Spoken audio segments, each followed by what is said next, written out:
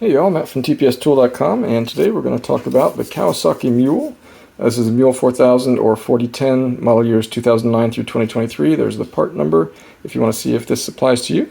And so what's special about this one is the manual will tell you this is a 4-pin TPS, so it's like 2 TPS in one, and the manual is going to have you check both and use the one that gives you the lower reading to take your measurements. Okay, before we get started connecting the tool, I'm going to show you two things to keep in mind. This is in case you have the idle screw who knows where in the middle of nowhere and you need to start from scratch. In that case, you adjust the idle screw until, and see this letter D here is showing a clearance. This is the throttle plate, and you're going to adjust the throttle screw until the throttle plate is open 0.37 millimeters. That's what this measurement D is here. So you adjust the throttle screw to get that clearance, and then you'll adjust the TPS after that. That's the first thing to keep in mind. Okay, and the second thing to keep in mind is this TPS has two sensors inside, and I'll show you when I show you how to connect the tool, how to connect to both. And they want you to take the reading from both. One will read slightly higher than the other because it's not perfect. And they want you to use the one that reads lower to set the TPS. So, for example, in this case here, they've taken the reading of both. One read 1.02, one read 0.90. So they want you in this case to use the one that read 0.90 and adjust the TPS until this lower one reads between 1.01 and 1.02. So that's all you do. Just take the reading off of both. Whichever one has a lower reading, that's the one you're going to use to set the TPS. And I'll show you right now when I show you how to connect to the tool. Here's what we're going to do. We've got TPSTool.com Pro Powered meter. It comes with a pile of adapters, but we're going to use the universal adapter, which is the one that is a bunch of individual wires. And here we've got the schematic for the TPS, and what we've got here is with the 4 pins, the top one is always going to be ground. This is going to be one of the readings.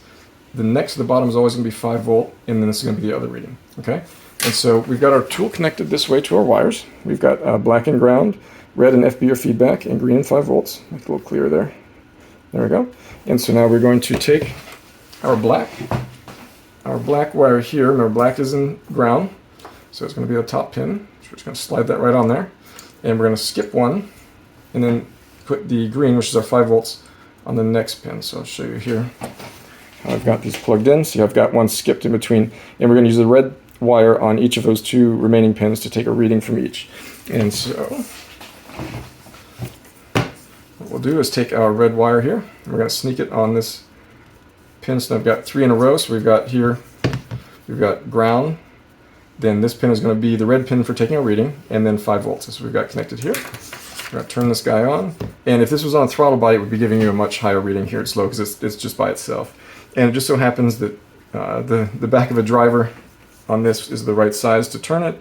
So I will show you as I turn it. You can see the readings go up, and the readings go back down. Okay, so what you do is at idle, according to the service manual, you would now take a reading, take note of what it is, and now you're going to move this red wire to the other pin.